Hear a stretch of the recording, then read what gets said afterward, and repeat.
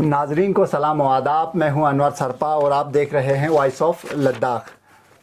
LHDC Kargil के 5वें elections अभी नज़दीक है और इस सिलसिले में हमने आप लोगों तक मुख्तलिफ़ काउंसलर्स से 5 साल के बारे में, उनकी कारकर्दगी के बारे में इंटरव्यूज़ आप तक पहुंचाए हैं।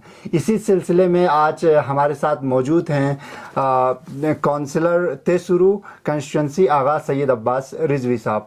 आप इसको जनता का अदालत भी कह सकते हैं क्योंकि यहाँ पे काउंसलर आपके होते हैं, सवाल भी आपके होते हैं और हम उन सवाल को आपके काउंसलर तक पहुँचा के उनका जवाब तलब करने की कोशिश करते हैं। बहुत बहुत शुक्रिया, आपने वक़्त दिया और हमारे स्टूडियो में तशरीफ़ लिया। हाँ, बिस्मिल्लाहिर्रहमानिर्रहीम। सबसे पहले अनवर साहब आपको और आपकी टीम का और वॉइस ऑफ लद्दाख का मैं शुक्रिया अदा करता हूँ कि मुझे भी अपना जो जितने भी अपने टेन्योर में काम किए हैं वो लोगों तक पहुँचाने का मौका दे दिया। बहुत बहुत शुक्रिया। आप 20 साल काउंसलर रहे हैं, शायद आप ये ख़ुद ही अपने आप में एक रिकॉर्ड हो। 20 साल आप पे लोगों ने भरोसा किया, आपको अपना नुमाइंदा चुन के दिया। कैसा महसूस होता है, शॉर्टली बताएं।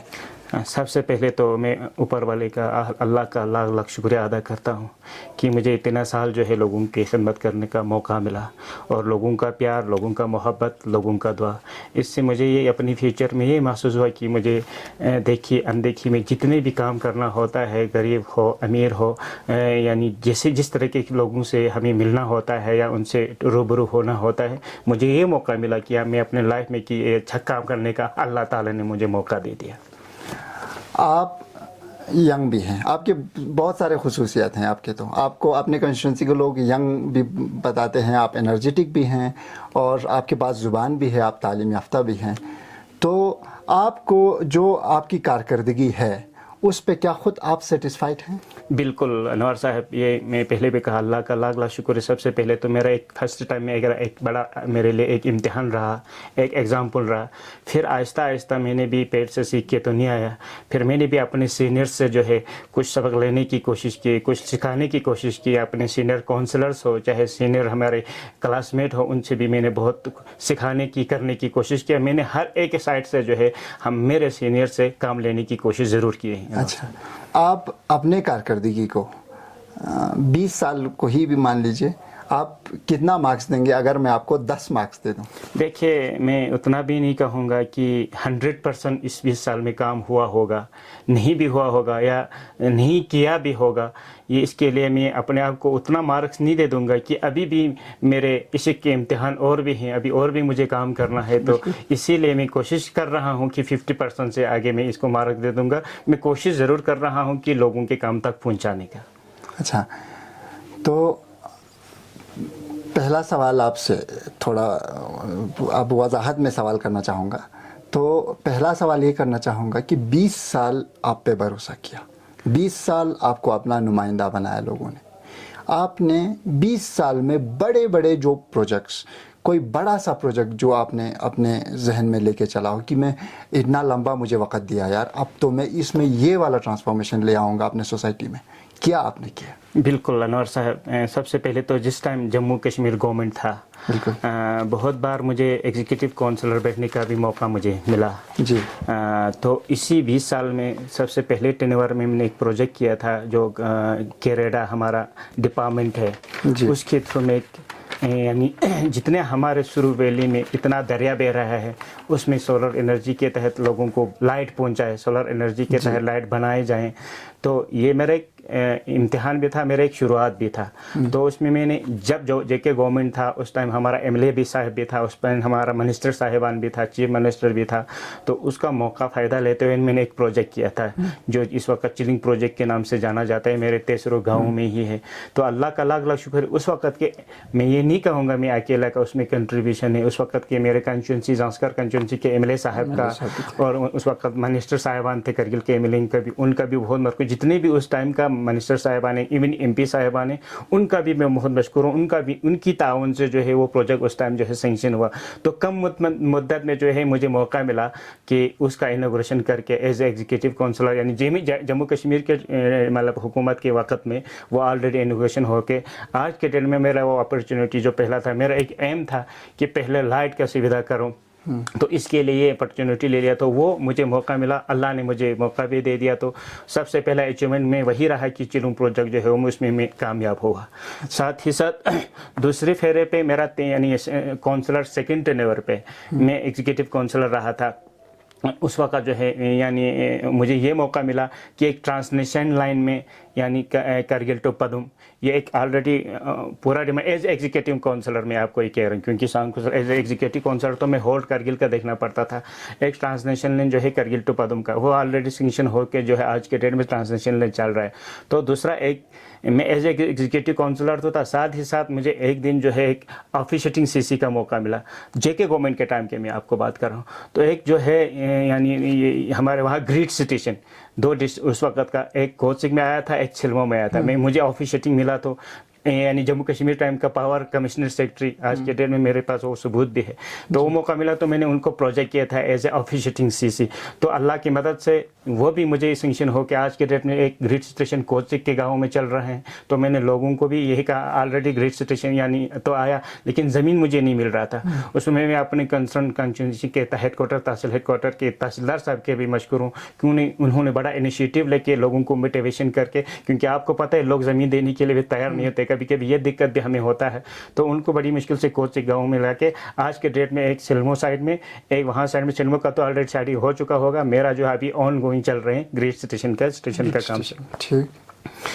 तो इसके बाद जो है रोड कनेक्टिविटी का आपको बताऊं, उसके बाद जो है PMJSY उस ज़माने में था ऑलरेडी, आप का वक्त कम है नहीं तो इतना मैं डिटेल आपको देते। पूरे मेरे कॉन्स्टिट्यूंसी में आज के डेट में आप देखिएगा तो रोड कनेक्टिविटी का कोई दिक्कत रखा ही नहीं है मैंने।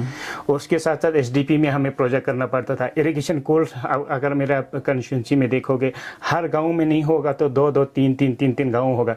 इवन मैं एक मिसाल दे देता हूँ कि माइता एक विलेज है, वहाँ पर पॉपुलेशन भी ज़्यादा है, वहाँ पर वाटर भी ज़्यादा है, इसके हिसाब से ये नहीं है, लेकिन वहाँ पे ही मैं मिसाल के लिए दे रहा हूँ, जैसे गाँव होते हैं ना, मेरे हिसाब से माइता विलेज में ही आज के डेट में मेरा 3 रोड आज के डेट में चल रहा है। पिछले इस साल की बात करूँ, इसी 5 साल के, उससे पहले वाला तो कोल चल रहा था, वो भी आज कंटिन्यू चल रहा है। इरीगेशन कनाल्स जो है वो भी आज के डेट में चल रहे हैं। इसी तरीके से मैंने सोलर एनर्जी के तहत और एक यानी हमारा जो पिछले साल पानी की दिक्कत हुआ यानी सूखा होने का खतरा हुआ, जहाँ पानी हमारे सूर्य एरिया जैसे में सूखने का खतरा हुआ, तो मैंने फिर प्रोजेक्ट किया हमारे साथ मेरे दूसरे कॉन्स्टिट्यूंसी के हाजी साहब, हम दोनों ने एक लेटर पेड पे हमने फिर CC साहब के रिकमेंडेशन पे गुजारिश किया था कि सोलर लिफ्ट इरीगेशन के तहत एक छुसकोरथांग मैंने प्रपोज किया था। हाजी साहब के गाँव से यानी विलेज ये कॉन्स्टिट्यूंसी से हाजी साहब ने 2-3 गाँव से यानी किया था, मैंने 3 गाँव किया था। उन 3 गाँव में से इस साल की 5 साल की काम कर रही कि ऑलरेडी छस्कोर में जो है लिफ्ट जो सेंक्शन होके वहाँ पे काम स्टार्ट हो रहा है, कुछ करोड़ों का वहाँ पे काम स्टार्ट हो रहा है। दूसरी बात आपको मैं कहूँ, मेरा अपना आइडिया के हिसाब से मैं मशकूर हूँ ख़ासकर ACD साहब और ख़ासकर डायरेक्टर रूरल ताहिर साहब और ख़ासकर BDO साहिबान का। उनको मैंने एक प्रोजेक्ट दिया था, एक रॉक गार्डन मैंने बनाने का एक प्रोजेक्ट दिया था मैंने परकाचिक में नहीं, मेरे कॉन्स्टिट्यूंसी जो है हाँ दफना पुर्तिक से उसी साइड के अपोजिट साइड में ही है, लेकिन वो दरियासुर के अपोजिट साइड में जहाँ दफना स्पंग है पिकनिक स्पॉट उसी के अपोजिट साइड में है। मैंने वो प्रोजेक्ट किया था कि मेरे एक एम, जैसे आपने पूछा, हर एक का अपना एक स्ट्रेटेजी होना चाहिए, अपना एम होना चाहिए। लोग तो कुछ भी कहेंगे, कुछ काम हमें अनदेखी में करना भी पड़ता है, तो इसीलिए मैंने स्टेप लिया था। तो वो मैंने डायरेक्टर साहब और ACD साहब को प्रोजेक्ट किया था। इवन मेरे और यानी ACD साहब ने मैंने टूर भी किया था और मौके पे गया भी था। तो उन्होंने इस साल कंसल्टेंट ला के बाहर से दिखाने वाला ला के वो प्रोजेक्ट भी परसों ही हमारा सेंक्शन होके इंशाल्लाह आया है। मैंने इतना कहा, इलेक्शन की पहले की बात कर रहा हूँ, शायद अभी तक आया होगा। तो मेरा एक एम है कि सूर्य एरिया आप लोग बोलते हैं इतना खूबसूरत है, उसी के साथ साथ लोग अगर साथ दे दें इंशाल्लाह, लोगों ने दिया भी है, ऐसी बात नहीं, जहाँ जहाँ हमें ज़रूरत पड़ा है लोगों ने भी कुर्बानी ज़रूर दिए हैं। ऐसे चीज़ें मैंने आज के दिन में प्रोजेक्ट करके वो चल रहे हैं। पिछले 5 साल में, क्योंकि हमारा ये फोकस ज़्यादा रहा है ये वाला इंटरव्यू कि पिछले 5 साल में काउंसलर्स ने क्या कारकर्दगी दिखाया है, तो पिछले 5 साल में आप मेजर आपके जो अचीवमेंट्स हैं वो क्या कहेंगे? पिछले जो 5 साल में एक तो आपको ऑलरेडी कोविड के पेंडेमिक के हिसाब से पूरा एडमिनिस्ट्रेशन ठप रहा है। ये एक काउंसलर की बात नहीं, ये तो ओवरऑल डिस्ट्रिक्ट की बात हुआ। जहाँ हर कॉन्स्टिट्यूंसी में नहीं होगा वो तो मेरे कॉन्स्टिट्यूंसी में भी नहीं हुआ, सारे काउंसलर्स के लिए एक हर्डल था। बिल्कुल हाइड, तो वो एक क्रूशियल टाइम था। लेकिन फिर भी फिर भी हम कहेंगे बहुत दिक्कतों के बावजूद हमने काम निकाले। जैसे कि हमारा जनरल काउंसिल मीटिंग होता था, लेकिन वो भी हमें करने का मौका नहीं मिला। उस टाइम में इसी था, तो हमने एग्जीक्यूटिव काउंसलर की मीटिंग में हमने आप उस वक्त का जनरल काउंसिल मीटिंग का प्रपोजल हमने पेश किया हुआ था, वो बिल हमने पास किया हुआ था। उसको मद्देनज़र रखते हुए जितना हमने उस पेंडेमिक में काम किया उतना मैं नहीं सोचता हूँ पिछले मेरे 5 साल में किया होगा।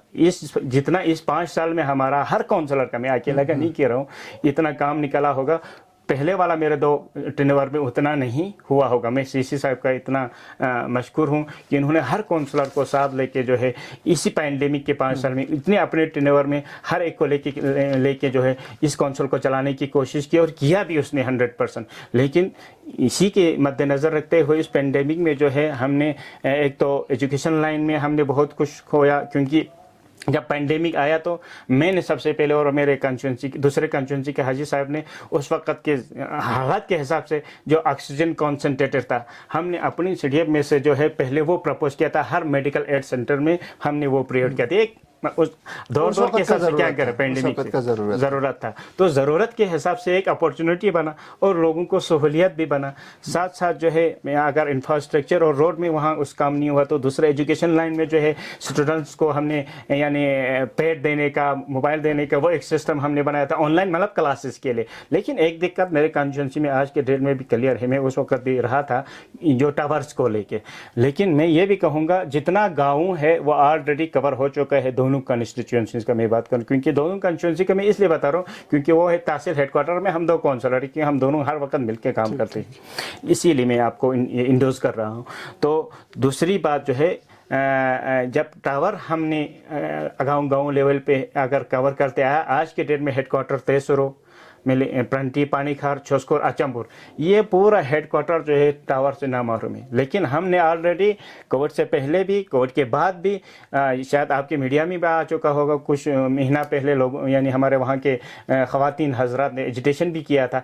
लेकिन प्रपोजल ऑलरेडी हमने एज ए काउंसलर बहुत कोशिश की हैं, लेकिन मैं भी नहीं जानता हूँ ये क्यों नहीं हो रहा। हालांकि इतना तो किया हमने, हम दोनों काउंसलर मिलके एक वक्त जो है पेंडेमिक ख़त्म होने के बाद सर्वे वाला आया था एयरटेल का, और सीसी साहब को हमने गुजारिश किया था, तो उनकी हिदायत से पूरा IITL वाले टीम आके ज़मीन का खसरा लेके, ज़मीन के ओनर का नाम लेके, पूरे कागज़ बन के कम से कम 12-13 टावर IITL का यानी ये बना के लेके गया था। अब 1 साल हो रहा है, या वो आ रहे हैं या ना आ रहे हैं, ना हमें IITL वालों से मतलब रिप्लाई आ रहे हैं। उसके बाद हमें BSNL वालों से भी मिला, उन्होंने भी 4G देने की इतनी कोशिश की। मैंने हर वक्त जब भी LG साहब के साथ मीटिंग हुआ, जब भी एडवाइज़र साहब जितने भी हाई हमारे यूटी लेवल के एडमिनिस्ट्रेशन है उनसे मिला, MP साहब से इवन हमने गुजारिश किया था हर वक्त की हेडक्वार्टर पे आज तक जो है टावर क्यों नहीं है। ये मुद्दा मेरे लिए कमज़ोरी रहा है आज के डेट में। BSNL का क्योंकि जो दूर दराज के इलाके हैं वहाँ पे BSNL के पास एक प्रोजेक्ट है कि वो वहाँ पे बिल्कुल ऑलरेडी ऑलरेडी वही आपको पता है, पानीखार में ऑलरेडी एक्सचेंज ही हमारा BSNL का था। अब जियो और IITL आया, BSNL आहिस्ता आहिस्ता आपको खुद पता है ये बिछड़ते गए, लेकिन फिर भी हमारे वहाँ जितना BSNL ने सर्विस दिया, और आज के डेट में भी BSNL वहाँ सर्विस दे रहे हैं। आप देखते हैं तो एक टावर नमसुर में BSNL का, एक टावर जो है पानीखार में है, क्योंकि पानीखार में ऑलरेडी एक्सचेंज था उस टाइम, उस ज़माने में हमारा एक्सचेंज जो था वो पानीखार में ही था।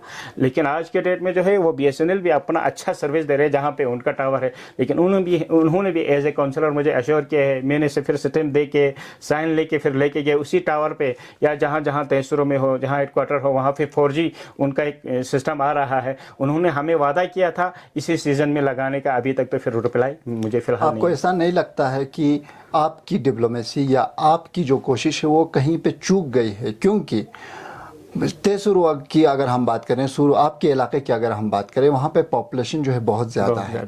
हालांकि अगर हम ज़ांस्कार में जाएं, ज़ांस्कार में 3-3, 4-4 घराने वाले गांव भी हैं और उनमें नेटवर्क है, उनमें जियो का टावर लगा हुआ, तो आपके यहाँ क्यों नहीं लगा? वही तो मैं जनाब को पहले कहा, जहाँ गाँव है वहाँ ख़त्म किया है, जहाँ हेडक्वार्टर पे तहसील है, हॉस्पिटल से अभी थाना भी बन गया।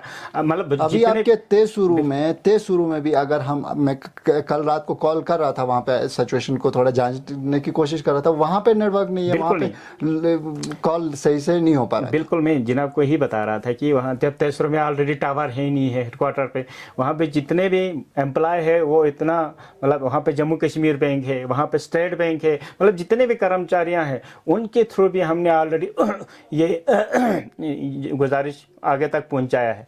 लेकिन यही आपका बात है, चूक तो गया है, लेकिन मैं इसमें ज़्यादा नहीं जानता, या हमारा फरियाद आगे एडमिनिस्ट्रेशन ने, अभी तो सेंट्रल गवर्नमेंट ही बोलना पड़ेगा ना, क्योंकि एमपी साहब तक भी हमने पहुंचाया, हमारा जरिया तो एमपी साहब है। मैं कभी उसमें कॉम्प्रोमाइज़ नहीं करता हूँ, जिस पार्टी का लीडर हो हमें उसके पास जाने हैं, लोगों का फरियाद बोलना है, बाकी आगे पहुँचा लोगों का मेरे तक पहुँचाना है, मेरे को आगे तक पहुँचाना, ये मेरा फ़र्ज़ बनता था और वो मैंने किया भी। लेकिन अभी चूक बोलूँ क्या बोलूँ उसमें मैं आपको ज़्यादा मुफस्सल बता भी नहीं सकता हूँ कि इसमें वजह क्या है, क्यों नहीं बन रहा है। ठीक, ये CCDF और सब्सिडी कंपोनेंट की बात होती है तो आम तौर पर आवाम का ये शिकायत रहता है कि हर काउंसलर ने अपने ही लोगों को दिया है। आपने सब्सिडी कंपोनेंट में क्या क्या चीज़ें प्रोवाइड किया और आपने कितना मुनसिफाना तरीके से आपने उसको तकसीम किया? आपको क्लियरली बताओ तो ये बात बिल्कुल 100% सही है कि हर एक काउंसलर का अपना एक कंस्टिट्यूंसी होते हैं, वो अपने आज के डेट तक वो अपने एक मैंडेट पे आ जाते हैं। ये मेरा कम से कम यही आप 20 साल हुआ कि कंटिन्यूली मैं नेशनल कॉन्फ्रेंस के मैंडेट पे मैंने लड़ा है कंटिन्यूली। तो देखिए, ये छुपाने वाली बात नहीं है, सबसे पहले अपना पार्टी प्यारा होता है, लेकिन कभी भी आप मेरे कंस्टिट्यूंसी में सर्वे कर सकते हो। सब्सिडी कंपोनेंट तो जब से यूटी बना है तभी आया है, उससे पहले की बात करूं जब 18 लाख रुपए हमें CCDF होता था, मैंने कभी ऐसा बिहेव नहीं किया। मैं क्लियरली बता रहा हूं, जितने भी कम्युनिटी हॉल जिस रिलीजियस पर्पस से भी बना हो, जिस पार्टी का भी कम्युनिटी हॉल होगा, मेरे CDF से ही बना है। ये मैं आपको दावे के साथ आप जाके चाहे मेरे कंस्टिट्यूंसी में अहले सुन्नत भी है, मेरे कंस्टिट्यूंसी में हमारा 2 रिलीजियस ऑर्गेनाइजेशन से और भी बहुत सारे लोग हैं। मैं ज़्यादातर प्रेफर करता था जितने कम्युनिटी, चाहे हमारा शादी करते हैं या हम हर एक रिलीजियस दिन होता है, वहाँ का एक कम्युनिटी हॉल बनाना होता है, उनमें जो मेरा कंट्रीब्यूशन है CCDF का 18 लाख रुपये के उस ज़माने की मैं बात कर रहा हूँ। मैंने कभी पीछे, अगर उन्होंने नहीं अगर बोला भी होगा, किसी चाहे मुझे वोट नहीं दिया भी होगा, बात उसी पे आ रही है ना, क्योंकि मैं खुद यहाँ से जाके उस जहाँ जो जान पहचान दूसरे पार्टी के लोग होंगे या मेरे दोस्त होंगे, मैं उनके ज़रिए पहुँचाने की मैंने कभी पहुँचाने की कोशिश की है और दिया भी है। अगर मैं वैसे तो आज के दिन में RTI जो आया है, मेरा तो पूरा RTI में फेसबुक पे और व्हाट्सएप ग्रुप में चलते रहता है। जितना साल आपने 20 साल का मेरा RTI लगा के पूरा वायरल हो रहा है। क्लियर में ये मेरे लिए भी अच्छा हो गया, क्योंकि जैसे आज आपने सवाल किया वो मेरे लिए एक प्लस पॉइंट हो गया। अब RTI लगा तो मेरा तो कुछ बाकी रहेगा नहीं, उसमें फिर लोगों को सहमति मिला, हाँ इसने ऑलरेडी किया है, किसी को 40 या किसी को 10 भी। लेकिन ये मैं नहीं भी बोलूँगा कि पहले अपने लोगों को नहीं देखा है, ज़रूर देखा होगा, लेकिन दूसरों को इग्नोर भी मैंने नहीं किया, दूसरों को खाली भी मैंने नहीं रखा। अब आ गया जब से UT एडमिनिस्ट्रेशन आया है, सब्सिडी कंपोनेंट में मैंने क्या, हर एक काउंसलर्स का अपना अपना एक थिंकिंग होता है कि मैं सब्सिडी कंपोनेंट में लोग क्या प्रेफर करेंगे। पहले मैं लोगों को पूछता था, मैं एक सर्वे करता था कि लोग को उसमें जाली चाहते हैं या किचन गार्डन चाहते हैं, रेडिया चाहते हैं, किस चीज़ को पसंद करते हैं। लेकिन 10 लोगों का अलग अलग पसंद होगा, वो सब तो हमको थोड़ी करना होता है, एक काउंसलर का अपना ये भी होना चाहिए ना। लेकिन लोगों का रुझान तो देखना पड़ता है। अब ज़्यादातर मैंने जो है किचन गार्डन सब्सिडी कंपोनेंट में रखा था, वो हर एक घर को जो नहीं मिला होगा, तो किचन गार्डन में जितने भी इन्वेस्टमेंट यानी जिस डिपार्टमेंट के थ्रू मैंने किया है उस हिसाब से यानी डिस्ट्रीब्यूशन किया हुआ है। दूसरी बात, इस साल जो है पहले मतलब टर्नओवर के सब्सिडी कंपोनेंट में रेडिया हो, किचन गार्डन हो, बाकी और चीज़ें हो, गाय वगैरह, बिल्कुल वो हमने क्या किया, पहले हमने अगर बोल दिया होगा उनके डिपार्टमेंट से, मैंने एक सर्वे किया कि किस तरीके से हमें देना पड़ेगा, कि उन्होंने लिस्ट इस तरीके से मैंने पहले बोला ना कि मैं देने से पहले, जैसे अगर आप मेरा कुछ होगा तो मैं आपसे एक राय ले लेता हूँ, फिर उसके बाद मैं अडॉप्ट करता हूँ लोगों को। अगर मैं गाय दे दिया या बुक्स में तो गोश्त दे दिया या बुल्स या बेर बकरियां दे दिया, तो किस तरीके से दे दिया। तो इसी तरीके से जो है मैंने उस सब्सिडी कंपोनेंट को जो है डिस्ट्रीब्यूशन किया है आज के डेट तक। लेकिन अप डाउन जरूर हुआ होगा, ये मैं अपने आप को इतना साफ नहीं मानता हूँ। देखो मैंने क्लियरली बोल रहा हूँ, 10 ज़्यादा दिया होगा तो 5 ज़्यादा दिया होगा तो अपने लोगों को दिया होगा, लेकिन उनको खाली भी नहीं रखा होगा। ये आप सर्वे करके, मैंने पहले बोला ITA ही मेरा एक सबूत निकल गया है कि मेरा सर्वे उसी में ही निकल गया। दूसरी बात मैं आपको इसमें इंडोर्स करूँगा, जिस वक्त सब्सिडी कंपोनेंट नहीं था, मेरा सेकंड टर्नओवर के काउंसलर की मैं फिर से बात कर रहा हूँ, मैंने एक हरियाली प्रोजेक्ट लाया था जिसमें जो है हर एक घर को जो है, उस वक्त तो सब्सिडी कंपोनेंट नहीं होता था, तो अलग अलग बना रही होता था। माइता मैंने अडॉप्ट किया था, एक गांव मैंने करगी अडॉप्ट किया था, एक गांव मैंने तहसुरो अडॉप्ट किया था। जहाँ पे अगर आप, मैं सियासी बात को थोड़ा, जहाँ पे करगी और तहसुरो में, चलो उस वक्त जो है माइता मेरा फुल मेजोरिटी में होता था, ज़्यादातर अपोजिशन तो मेरा इनसी कांग्रेस के हिसाब से तहसुरो और करगी हुआ करता, फिर भी मैंने वो अडॉप्ट किया। अगर मेरे में ये होता तो मैं वो अडॉप्ट नहीं करता, क्योंकि वो शिप एनिमल हस्बेंड्री आपकी मतलब नोटिस मिला। तो आज के डेट में भी PIA के बोर्ड लगा होगा शिव अजुन करगी और तेसुर महिता में। तो उस वक्त की गाँव में मैंने नंबरदार और बाकी लोगों को जमा करके, यही आज के डेट में एक सियासत है, मैं इसको मतलब एक टारगेट की तरह नहीं कर रहा हूँ। अब्दुल साहब जो आज के डेट में कैंडिडेट, पिछले साल भी मुकाबला था, शायद इस साल होगा या नहीं होगा मैं नहीं जानता, उसी को ही मैंने उस एनिमल चीफ हस्बेंड्री उसमें जो है चेयरमैन बना के रखा था, उसी के हिसाब से ही डिस्ट्रीब्यूशन हुआ था, क्योंकि एक गाँव में मुझे एक चेयरमैन बना के रखना होता था उस सिक्किम में, PIA सिक्किम में। तो इस तरीके का मैंने एक अपने कोशिश किया है, लेकिन फिर भी आपने कोशिश किया कि बराबर करने का। आप थोड़ा ये भी मान रहे कि थोड़ा आपने बिल्कुल वाले बिल्कुल को थोड़ा ज्यादा किया है, ज्यादा क्लियर वो मानना पड़ेगा, क्लियर। इसके अलावा 5 साल में जो दूसरे काउंसलर्स आए, जब मैंने उनको 5 साल का सवाल पूछा तो उन्होंने लिस्ट बना के था, आपके हाथ में कोई लिस्ट नजर नहीं? बिल्कुल मैं लिस्ट लेके नहीं आया, क्योंकि मैंने कभी प्रचार भी नहीं किया। आपने देखा, क्लियरली देखा हो 5 साल में कि आपने, बिल्कुल वो जरूर आपने कल फोन किया, मैंने सोचा ऐसे ही, क्योंकि मैं इस पे यकीन नहीं रखता हूँ, क्योंकि मैं अपने ऊपर एक कॉन्फिडेंट हूँ, क्योंकि मैं जितना बोल रहा हूँ यकीन से बोल रहा हूँ, बिल्कुल सही बोल रहा हूँ, कभी गलत नहीं बोल रहा हूँ। अगर लिस्ट की जरूरत पड़ा वो मैं देने के लिए लिस्ट दिया तो कुछ बाकी रहेगा ही नहीं, क्योंकि मेरा प्लस पॉइंट हो जाएगा। क्योंकि आज के डेट में जो है, मैंने कभी भी आपने नहीं देखा होगा किसी के हाथ में गाय देते हुए, किसी के हाथ में प्लास्टिक देते हुए, रेडिया देते हुए कभी फोटो नहीं। मैं अपने हिसाब से देते आया है, मैंने अपने हिसाब से करते आया। लेकिन अगर लिस्ट की, जब बड़े प्रोजेक्ट्स की लिस्ट दे देंगे, इंशाल्लाह ज़रूर मैं अपने लेटर पैड पे ज़रूरत पड़ा तो आप लोगों को देने की ये कोशिश करूँगा। आप जो है, जैसे द्रास का था वैसे ही पनिखर भी एक बहुत ही मल्टी कल्चरल और मल्टी रिलीजियस सोसाइटी है। वहाँ पे अहले सुन्नत वल जमात के लोग भी हैं, शिया भी हैं, वहाँ पे गोमा वाले भी हैं और योकमा वाले भी हैं। तो आप ऐसे जगह पे आप लीडरशिप करते हैं, क्या सारे ग्रुप्स आपसे खुश हैं? बिल्कुल, मैंने कहा ना, देखिए मेरे फैमिली में हम 4 या 5 या 20 मेंबर्स होंगे, मैं अपने पूरे फैमिली को मैं खुश नहीं कर सकता हूँ, क्योंकि सब बोलेंगे मुझे प्लास्टिक दे दो, सब मुझे बोलेंगे मेरे फैमिली की मुझे किचन गार्डन दे दो, वो तो मैं नहीं कर पाऊंगा ना। आप आदर्श, अभी आप ही सोचेंगे मेरा 3 बंदी को मैंने दिया होगा तो इस साल आगा साहब ने मुझे नहीं दे दिया, लेकिन मैंने एक स्ट्रेटेजी बना हुआ है, इस साल आपको जो दिया है वो मेरे लिस्ट में होगा, दोबारा आपको वो चीज़ नहीं मिलेगा इस अगले साल। ये एक स्ट्रेटेजी। लेकिन मैंने पहले कहा, कभी खुश नहीं है लोग, क्योंकि पूरा काम जो है मैं कर भी नहीं रहा हूँ, क्योंकि हर एक का काम होगा भी नहीं, किसी का होगा तो किसी का नहीं है, किसी का पहले होगा तो किसी का 2 साल बाद में हुआ होगा, किसी का 3 साल पहले हुआ। लेकिन वो ब्लेम एक लीडर पे लगते रहते हैं कि आगा साहब और अनवर साहब थोड़ा क्लोज था, इसलिए अनवर साहब का काम आगा साहब ने पहले किया, ये आते रहे। लेकिन मेरे मन में ऐसा नहीं होते हैं, लेकिन लोग ज़रूर सोचते हैं कि इसके कहने पे आगा साहब ने पहले ये काम किया, पहले मुझे सोलर दे दिया, पहले मुझे वो ये चीज़ दे दिया। ये ज़रूर हमारे ऊपर ब्लेम लगते रहे हैं और लगते आएंगे भी।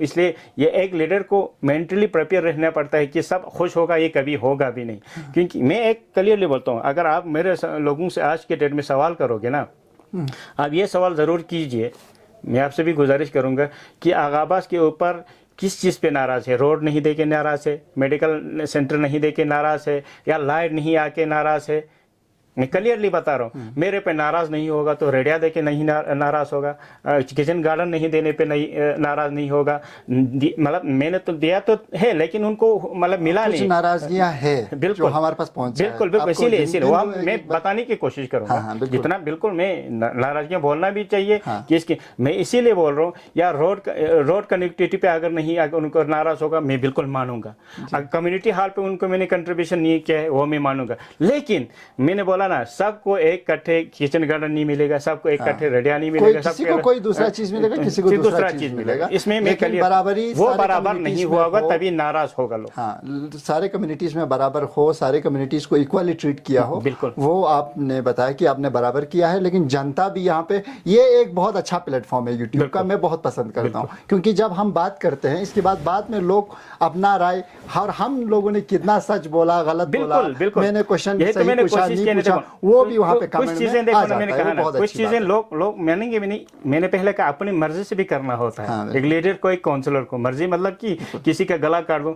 देखिए मैंने एक चीज फिर सब्सिडी कंपोनेंट में या बाकी मेरे स्टेडियम में एक चीज मैंने ये भी अडॉप्ट किया इस साल से, पिछले साल से ये किया, इस साल जो है आप खुद जाके चेक कर सकते हैं।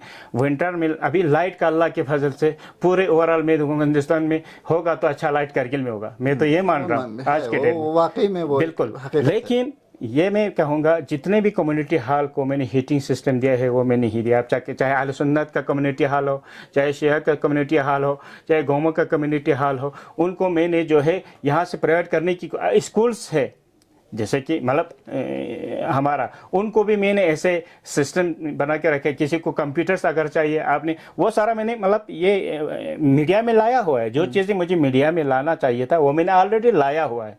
मेरा कहने का मकसद है जिस जगह प्रपोजल हिसाब से वो देना चाहते हैं मेरे पास आया होगा, उनको मैंने ना कभी नहीं कहा। जैसे पिछले साल अहले सुन्नत वल जमात आ गए, उनकी कम्युनिटी हॉल को मैंने हीटिंग सिस्टम जो हमारा है विंटर जो काउंसिल में लगे हैं वैसा ही बना के दिया है। बाकी दूसरे कम्युनिटी के भी लोग भी आए हैं, उनको भी मैंने देने की कोशिश किए हैं, लेकिन अभी तक जो है ओवरऑल जो है किसी को मिला होगा, किसी को नहीं मिला होगा, वो एक बात बन जाता है। क्योंकि पहले वाले कुछ शिकायतें भी हैं जरूर उस पर, तो मैं एक एक करके गिनना चाहूँगा, आप एक एक करके उन पर अपना वो दे दें। आपके यहाँ कई ग्रुप्स हैं, मैंने पहले भी जिक्र किया।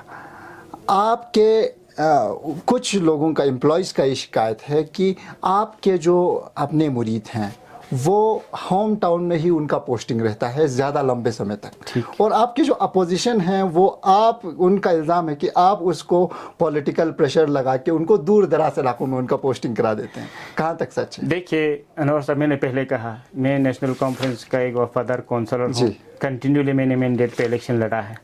उस वक्त होता था एनसी कांग्रेस का मुकाबला, जब भी मैंने पहले बोला ना, मैं कभी झूठ बोलूँगा नहीं। जब भी एनसी या कांग्रेस का टेनवर में कांग्रेस के काउंसलर बैठ के या कांग्रेस के सीसी बैठ के या कांग्रेस के एग्जीक्यूटिव बैठ के काम किया होगा, ज़रूर मैंने भी किया होगा, इसमें छुपाने वाली बात नहीं है।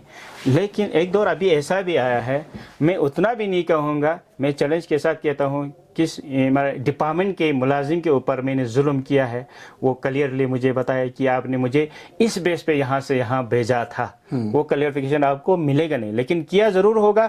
लेकिन उस बेस पे कोई मेरे पार्टी का भी, या चाहे कांग्रेस का हो या चाहे बीजेपी का हो, जिनका ज़्यादा टेन्योर हुआ है उनको बेस बना के आगे पीछे ज़रूर किया है, चाहे एजुकेशन लाइन में हो, चाहे मेडिकल लाइन में हो, चाहे और किसी डिपार्टमेंट के। हम नाम नहीं लेंगे, बिल्कुल। कुछ एग्जाम्पल आपको देना चाहूँगा।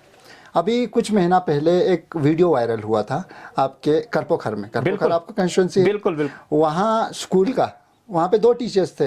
एक टीचर जो है, बच्चे ने बताया वहाँ पे मीडिया रिपोर्ट में कि जो टीचर था वो 3:10 पे या 3:45 पे स्कूल छोड़ के चले गए थे। लेकिन जो दूसरा टीचर था उसका वो जो है कई महीने से वो रेगुलर नहीं आ रहा था, वो आरटी टीचर, जब आरटी टीचर बिल्कुल। लेकिन जब पोस्टिंग, जब बाद में कुछ दिन के बाद आप वहाँ पे विजिट भी किया, इसके बाद देखा गया कि जो टीचर 3:40 तक बैठता था और रेगुलर आता था, उसको किसी दूर दराज जगह पे भेज दिया। बिल्कुल 100% है, सही बात है, इसमें मेरा कोई हाथ नहीं है, मैं आज की वसादत से कहूँगा। अच्छा, उसको आगे पीछा किया होगा लेकिन मेरे नोटिस में नहीं है। लेकिन जो आरटी टीचर से वो कभी हटा नहीं सकते क्लियरली, लेकिन उन पे कोई एक्शन भी तो नहीं लिया। यही बात मैं कह रहा हूँ। एक्चुअली पहले तो मैं भी गया था आपके साथ, यहाँ पे मैंने इंटरव्यू भी दिया था, एक मीडिया वाला मेरे पास भी आया था। मैंने लोगों को कहा, ये कल वॉइस ऑफ ये लद्दाख आपता है मूसा, वो एक हाबिल, उनके इंटरव्यू में भी मैंने कहा है इसी की करपकर के बारे में। बिल्कुल, ये वायरल हुआ तो मेरे से इंटरव्यू ले लिया। मैं फिर लोगों के पास गया। जब वहाँ जाते हैं तो ये आपका बात से 4 स्टूडेंट्स है, 4 टीचर हैं, देखने वाली बात है। और इधर से आपको या 4 नहीं 2 था वहाँ पे, तो मतलब 4 ही बता दे, रोल में वही बता रहे थे। हाँ टीचर, लेकिन स्टूडेंट टीचर 3 है, टीचर 3 है, 8 स्टूडेंट 8 नहीं थे, बिल्कुल बिल्कुल टीचर 3 थे आरटी दे के। तो वहाँ पे जब हम गया तो मैंने बोला, पहले आपके स्टूडेंट्स कहाँ है ये बताओ, रोल इतना है तो टीचर्स कितना चाहिए। जहाँ पे हमें एडमिनिस्ट्रेशन को इतना दिक्कत है, कहीं स्टूडेंट ज़्यादा है तो जहाँ पे टीचर का अगर पोस्ट भी नहीं होगा, हमें ऐसे जहाँ स्टूडेंट कम है वहाँ से टीचर उठा के वहाँ देना पड़ता है। ये कॉम्प्रोमाइज़ पे देते हैं कि ऑर्डर या पॉलिटिकली नहीं होते हैं, क्योंकि चलो करपकार में 4 टीचर का सीट होगा, लेकिन 4 टीचर 7 स्टूडेंट, ये किसी दूसरे के कंपेयर में जुल्म तो हुआ ना। इस हिसाब से आपने उसको बिल्कुल, लेकिन उसको चेंज नहीं किया मैंने। अब मैं उस पे बात पे आ रहा हूँ, लेकिन ये मिसाल दे रहा हूँ। जहाँ 20 स्टूडेंट होगा वहाँ 4 टीचर होगा, ये तो जुल्म होना। ये एक हमारा काउंसिल का स्ट्रेटेजी था, कॉम्प्रोमाइज पे कंसर्न जडियोस को, कंसर्न जियोस को हमने ये हिदायत दे देता, यहाँ पे स्टूडेंट कम है, लोग एजुटेशन कर रहे हैं, हमारे वहाँ टीचर नहीं है, उदाहरण से थोड़ा आपके जरिए अपने लेवल पे उठा के वो आपको आगे पीछे कर सकता है। लेकिन इस करपकर के इस ब्लेम पे मैं एक्सेप्ट नहीं करूंगा। मैंने कभी न किसी सीसी के जरिए न किसी जरिए को, आपने उसमें कोई अमल दखल आपका नहीं है। इसके अलावा एक और बंदे का बता रहे हैं, नाम हमें किसी का लेना नहीं है, बोल रहे हैं कि आपका मुरीद है, 7 साल से वो एक टीचर है, 7 साल से टंगोल में उनका पोस्टिंग था।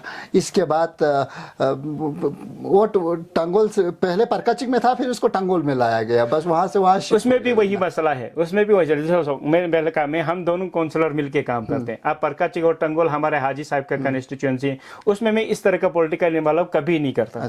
या मैं एग्जीक्यूटिव होता तो चलो, बिल्कुल मैं कंस्टिट्यूएंसी की बात करूँ ना, आज तो मैं अपने कंस्टिट्यूएंसी की बात कर रहा हूँ। अगर उसको मैंने एज ए एग्जीक्यूटिव के टाइम पे आगे पीछे किया होगा वो मेरी गलती होगा, लेकिन ये ब्लेम मेरे ऊपर नहीं लगा सकते, क्योंकि मैं कभी, हम दोनों साथ मिलके चलते हैं। मैं कभी अपने हाजी साहब के कॉन्स्टिट्यूंसी में मुदाखलत नहीं करता हूँ किसी भी चीज़ में, न वो मेरे कॉन्स्टिट्यूंसी में मुदाखलत करते हैं। मैं ये बात मतलब मैं अपने सर से छुड़ाने के लिए बात नहीं बता रहा हूँ, लेकिन ये मेरे नोटिस में भी नहीं है कि इसको मैंने उस बिलिंग पे परकाचिक सलाह कि मैंने तो कभी ऐसा नहीं किया। वही मैं भी आपको क्लियर कह रहा हूँ ना, क्योंकि मैं दूसरे कॉन्स्टिट्यूंसी में हाथ लगा भी नहीं सकता हूँ, वो अच्छा भी नहीं है, क्योंकि हर एक इवन सीसी भी होगा वो पूछते हैं कंसर्न काउंसलर को, मैं तो क्या है दूसरे हाजी साहब के या हाजी साहब मेरे कॉन्स्टिट्यूंसी में क्यों हाथ लगाएंगे, ये होगा भी नहीं, ये पॉसिबल भी नहीं होगा। लेकिन आपको उनको कुछ किसी ने कहा होगा या मेरे बारे में, मैं बार बार बोल रहा हूँ ना, गलतफहमी या हो जाते हैं इंसान से। अगर क्लियरली मेरा नाम लेके उन्होंने किसी को या मेरे को बोला होगा, वो मेरे पास आते, वो मेरे को बोलते आगा साहब क्या आपने मेरा शिकायत की, कभी वो दूर हो जाते। ये मिसअंडरस्टैंडिंग बोलो या क्या बोलो, ये इनके साथ वही हुआ होगा, लेकिन न कभी हाजी साहब ने किया होगा। ये मैं नहीं बोलता कि गारंटी है हाजी साहब ने भी इसका शिकायत करके आगे पीछे किया हो, ये मैं हाजी साहब के गर्दन में भी नहीं डालूंगा, लेकिन मैं ये क्लियरली बोल रहा हूँ कि वो भी ऐसा बंदा नहीं है। हम दोनों मिलके ही काम करते हैं, ये मैं बार बार बोल रहा हूँ, क्योंकि हम एक दूसरे से पूछते हैं, इसके बाद हम कॉम्प्रोमाइज करके कोई टीचर आगे पीछे करना। अगर किसी को ऐसा फील होता है इसके साथ ऐसा हुआ है तो वो हमें शिकायत करने से पहले आपको शिकायत, मुझे कभी नहीं बोला, आज आपके जरिए मुझे पता चला, आपको एक बार शिकायत करनी चाहिए। मैं बिल्कुल खुद, लेकिन मुझे कभी नहीं बोला मेरे साथ आपने ऐसा किया है। पानीखर जो है आपका तेसुर जो है बहुत पॉपुलेटेड एरिया है, वहाँ पे जो आपका पीएचसी है उसके लिए आपके 5 सरपंच सब ने रिकमेंडेशन करके उसको एलजी तक पहुँचाया था, बता रहे हैं उसकी अपग्रेडेशन के लिए।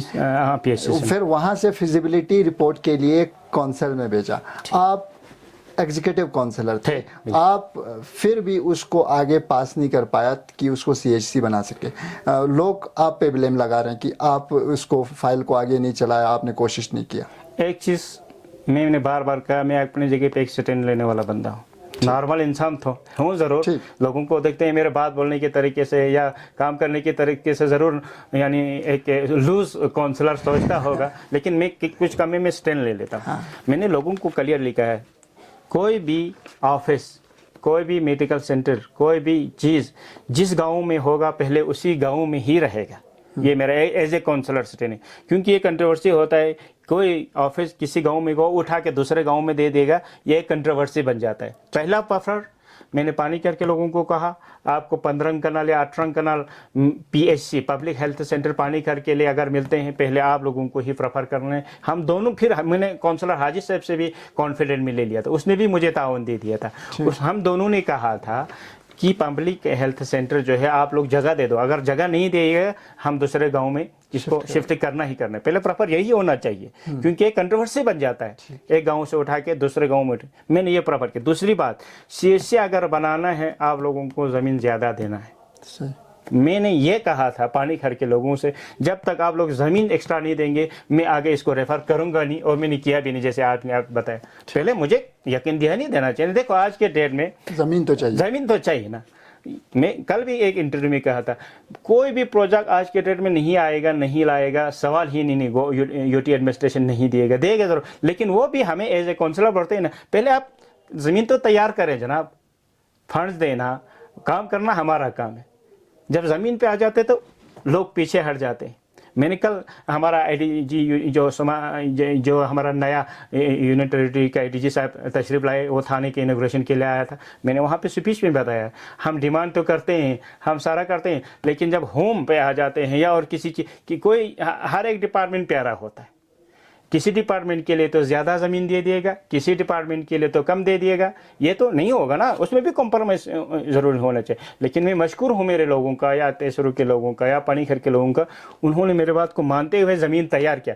अब फिर भी जो है मेडिकल वालों को ज़मीन थोड़ा, उन्होंने मैं एज ए उनकी रिपोर्ट के हिसाब से उन्होंने बोला ज़मीन हमें थोड़ा कम हुआ, अभी भी थोड़ा 1-2 कनाल ज़्यादा दे दे, हम वहाँ पर कंस्ट्रक्शन ज़रूर करेंगे। लेकिन मेरा ये गुजारिश है आपके वसादत से, मेरे पानीखर के लोगों से, आप ज़मीन थोड़ा फिर बढ़ाइए, फिर CHC सेंटर को आगे बढ़ाने का मैं अश्योर करता हूँ एज ए काउंसलर। इंशाल्लाह अल्लाह ने मुझे सलामत रखा, फिर कोशिश मैं ज़रूर करूँगा। पब्लिक यूटिलिटी पार्क बनता है रूरल डेवलपमेंट डिपार्टमेंट के अंदर, इसके बाद PMGSY के अंडर आप उस पे, उसी ज़मीन में, उसी पब्लिक पार्क को इमामबाड़ा बनाते हैं, आप पे ये इल्ज़ाम है। ठीक, क्या कहेंगे? यही तो समस्या है, ये क्लियरली बताऊंगा। ये इल्ज़ाम कांग्रेस के एक सरपंच ने, आपको मैं खोल के बोल रहा हूँ ना, लेटर पैड पे LG तक भी गया है, लेटर पैड पे डायरेक्ट तक भी गया है। पहले जो है यहाँ पे उन्होंने जो ज़मीन दे दिया है कि पब्लिक पार्क के लिए दे दिया है, अब उन पे इमामबाड़ा बन रहा है। इमामबाड़ा हमारा लोकल एक नाम है, वहाँ तक हम इस लैंग्वेज में जो इमामबाड़ा और मंदिर और गुम्पे को तो पैसा हम दे नहीं सकते, पहले भी नहीं देता था, आज भी नहीं दे सकते हैं। क्लियरली एक कम्युनिटी हॉल के नाम से ये हुआ है, लेकिन उस पे देखो कॉमन सेंस से अकल कबूल करने की, वो ज़मीन मेरे बाप का है, चाहे मैं पार्क बनाऊँ, कोई स्ट्रेट लाइन तो नहीं है ना, चाहे कम्युनिटी हॉल बनाऊँ, ज़मीन मेरे बाप का है, ज़मीन मेरे बाप ने कंट्रीब्यूशन में दिया है कम्युनिटी हॉल बनाने के लिए, तो उस पे मैं पार्क बनाऊँ, उस पे मैं ये कम्युनिटी हॉल बनाऊँ। पहले पार्क के लिए आपके वालिद साहब ने दिया है। बिल्कुल, जब आपके वालिद साहब ने दिया एक बार वक़्फ़ करके, इसके बाद आपका उस पे कोई वो रहता है? बिल्कुल, ज़मीन तो मेरे बाप का है ना, आपने दे दिया एक बार, इसके बाद फिर आप उस पे दावा कर सकते हैं? दावा बिल्कुल नहीं, वो तो पार्क भी है, कम्युनिटी हॉल भी है, दोनों वहाँ पे है ना। मेरा कहना ये, ऑलरेडी पार्क भी है, उसी में ऑलरेडी कम्युनिटी हॉल भी बन रहे हैं, आज के डेट में बन रहे हैं। लेकिन वो इमामबाड़ा बता रहे हैं। बिल्कुल, आप देखो ना, इमामबाड़े को पैसे दे सकते हैं क्या? जरा जामे मस्जिद को पैसे लाओ ना, दे सकते हैं? नहीं। आज के डेट में अगर मीडिया में बोलूं, कोई काम हम अगर इस तरीके से टारगेट करते जाएंगे, ओवरऑल लद्दाख में कोई काम हम न गुम्पे के कर सकता है, न मस्जिद के कर सकता है, ना इमामबाड़े के कर सकते हैं। एक्चुअली मैं क्लियरली बता रहा हूँ, इमामबाड़े का तो पैसा दे नहीं सकते, या कम्युनिटी मस्जिद को तो हम पैसा नहीं दे सकते, गुम्पे का तो हम पैसा दे नहीं सकते हैं। क्लियरली बताऊँ तो या गुम्पे के नाम पे बन रहा होगा या मस्जिद के नाम पे बन रहा होगा। मैंने पहले भी कहा, जितने भी मेरे कंस्टिट्यूंसी में रिलीजियस अहले सुन्नत गोमा योमा का बना हो, मेरे पैसे से बना हो, तो वो भी तो इमामबाड़ा होगा ना, वो भी तो आज के टाइम में इमामबाड़ा यूज़ कर रहा होगा ना, यूज़ कर रहा होगा ना, या मकतब यूज़ कर रहा होगा ना, उसमें बच्चों को पढ़ाता तो होगा ना, तो क्या हक हो गया? चलो आज तो मैंने इमामबाड़े के नाम, आज से पहले मैंने जो दे दिया है, ये क्वेश्चन मार्क तो सबको बनते आ जाएंगे, आज के डेट में साफ कोई भी नहीं होगा। लेकिन लोग जो प्रेफर करेंगे, ज़मीन जिसका है मर्जी तो उसका चले। अच्छा। ना कुछ कंपनसेशन लिया हुआ है।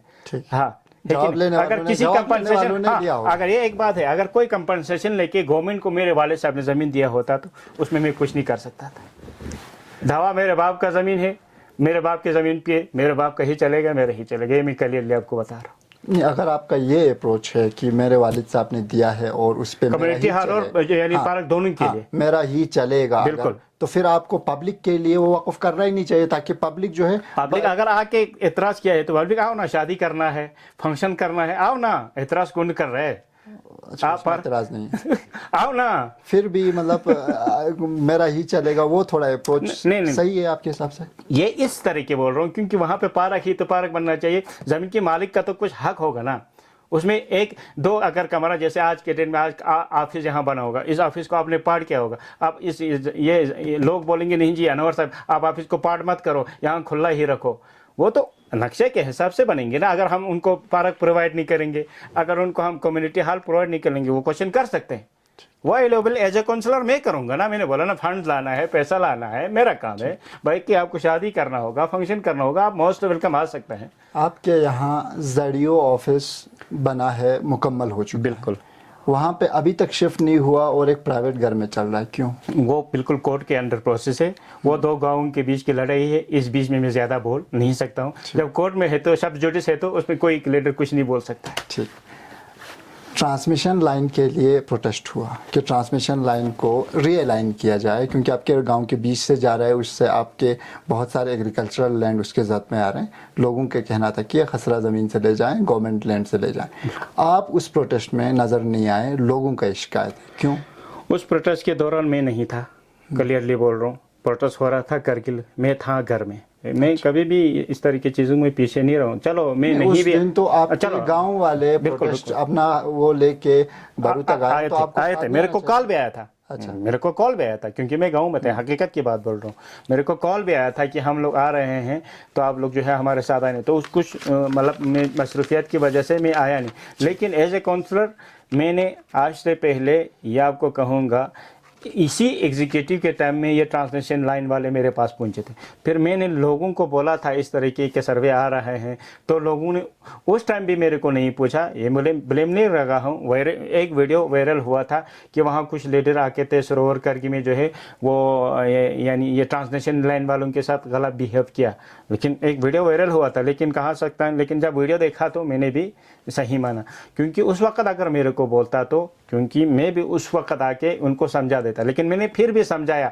अब इसके बाद यही एजिटेशन के बाद मैं आप करूँ, उस वक्त उन्होंने मुझे फ़ोन किया, फिर मैंने सीसी साहब के साथ फ़ोन पे बात किया, फिर सीसी साहब ने मीटिंग भी रखा, उनका कमेटी भी बना, अब लेटर भी बना। फिर एलजी साहब तक जाने की उन्होंने मुझे गुजारिश किया था। हमारा जो गाँव वाले थे, उसमें 2 गाँव ही अभी आ रहे हैं, करगी और तहसरू ही आ रहे हैं। उसके बाद ओवरऑल जो है रात से मुझे कॉल आ रहा था, और छंगरा के काउंसलर से भी आप पूछ सकते हैं, छंगरा के लोगों ने भी हमें अप्रोच किया, आप इस तरह मत करो, हम एक जॉइंट एप्लीकेशन बनाएंगे, एलजी साहब तक जाएंगे कि यही दिक्कत छंगरा में भी है, यही दिक्कत जो है आपको भी है, यही दिक्कत द्रास में भी है।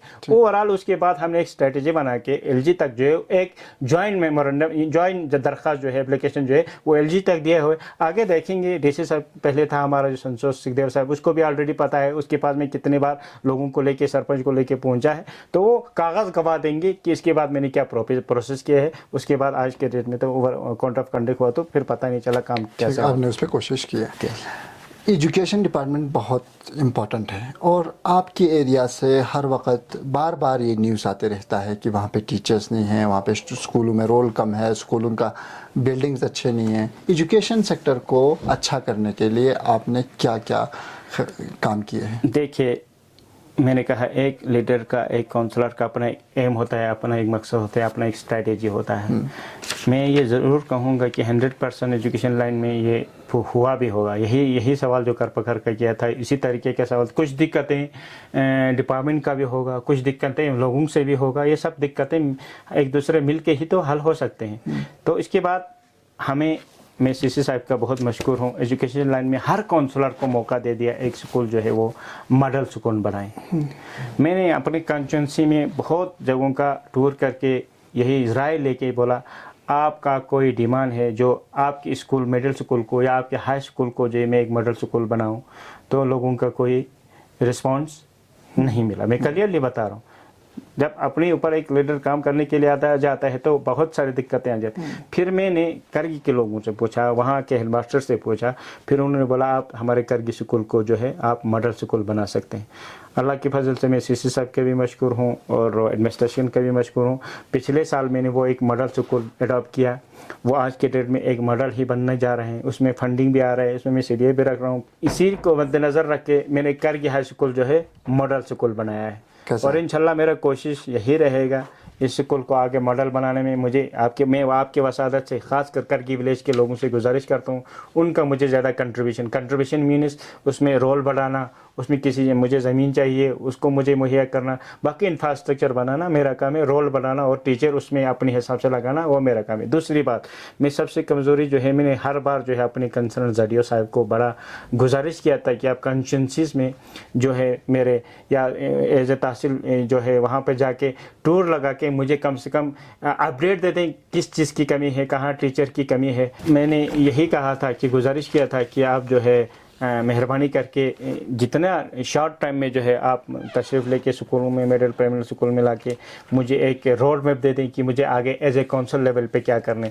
कभी मुझे उसका रिप्लाई जैडो साहब ने नहीं दिया। ये मैं इनको दोष नहीं ठहराऊंगा, उसको मौका नहीं मिला होगा, टाइम नहीं मिला होगा, या अलग बात। फिर उसके बाद हमने सीसी साहब को गुजारिश किया, मैंने ख़ुद भी थोड़ा बहुत सर्वे किया, मैंने नॉर्मली सरप्राइज विजिट भी किया करके मैंने अपडेट देने की जहाँ टीचर नहीं है कहाँ क्या करना पड़े, जहाँ पहले भी का रोल नहीं होगा वहाँ टीचर कहाँ से देना है, क्योंकि कंप्रोमाइज़ में देने के बगैर तो कहीं दूसरे से अगर यहाँ से काउंसिल आर्डर निकलता था तो उसका यही शिकायत था कि इसको तो यानी सियासी बेस पे वहाँ शुरू में लगा है, इसको सियासी बेस में दराज लगा है।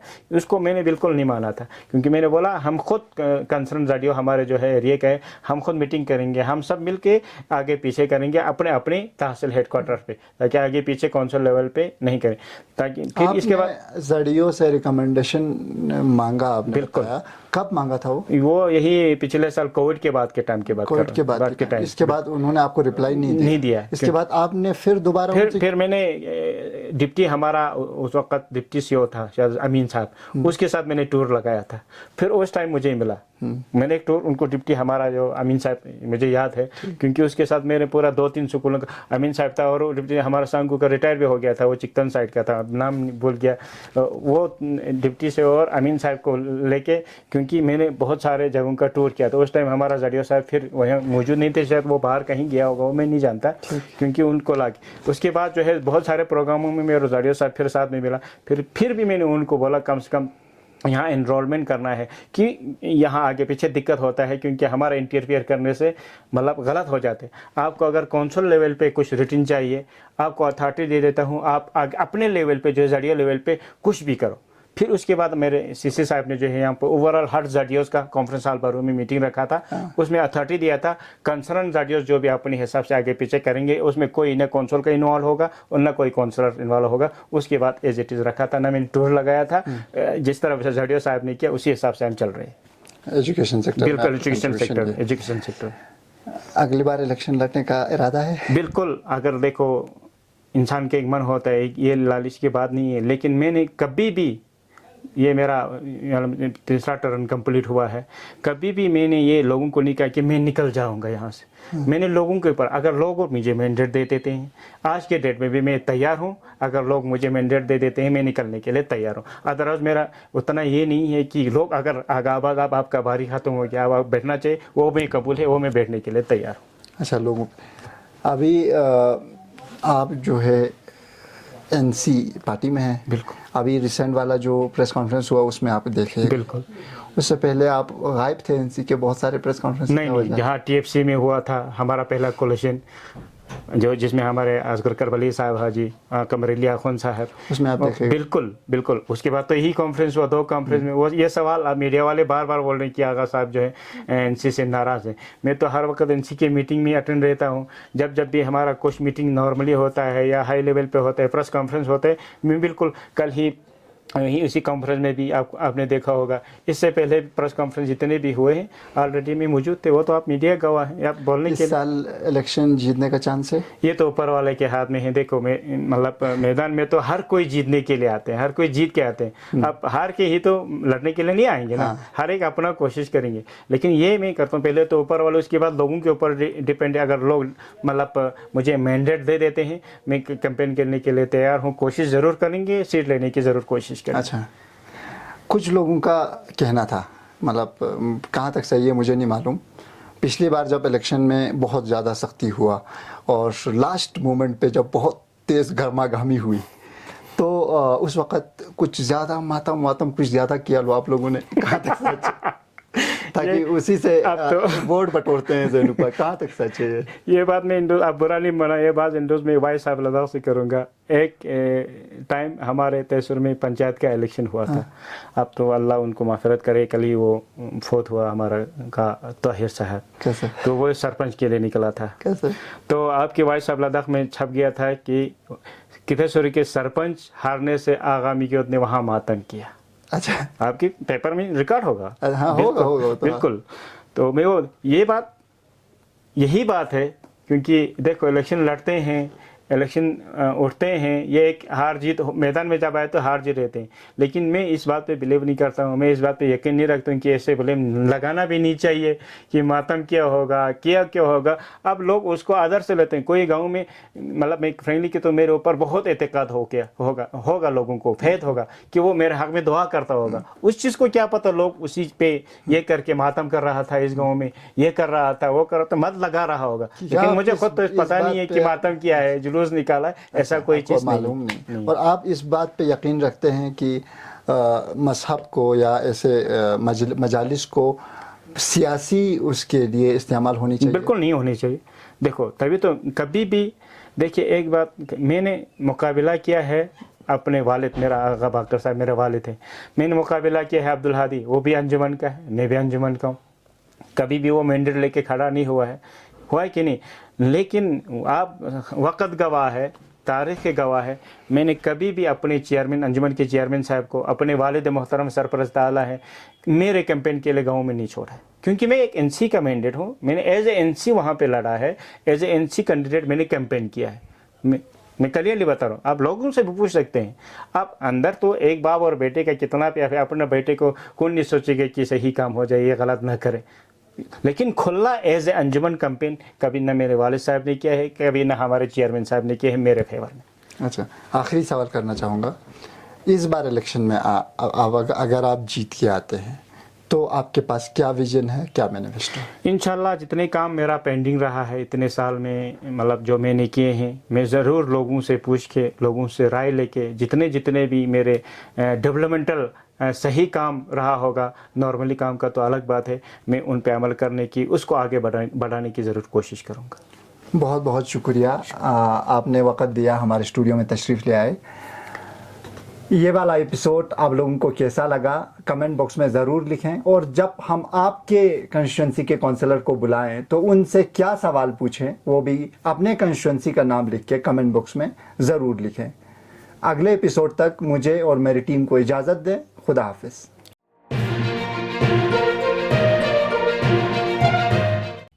मकामी, कौमी और बैनुल-अक़वामी ख़बरों से बाखबर रहने के लिए चैनल को लाइक, शेयर और सब्सक्राइब करें। साथ ही बेल आइकन दबाना न भूलें।